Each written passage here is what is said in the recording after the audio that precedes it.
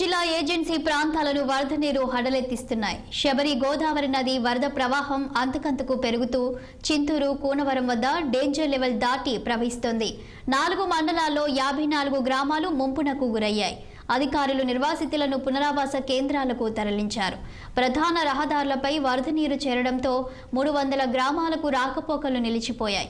కూనవరం శబరి బ్రిడ్జిపై నుండి ప్రవహిస్తున్న వరద నీరు ఆంధ్ర నుండి తెలంగాణ, ఒరిస్సా, ఛత్తీస్గఢ్ రాష్ట్రాలకు రాకపోకలు నిలిచిపోయాయి.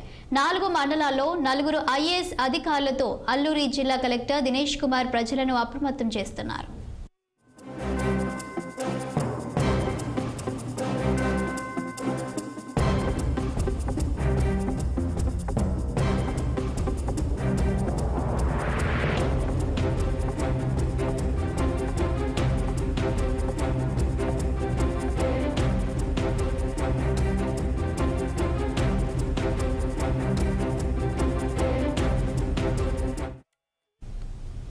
అంబేద్కర్ కోనసీమ జిల్లా గన్నవరం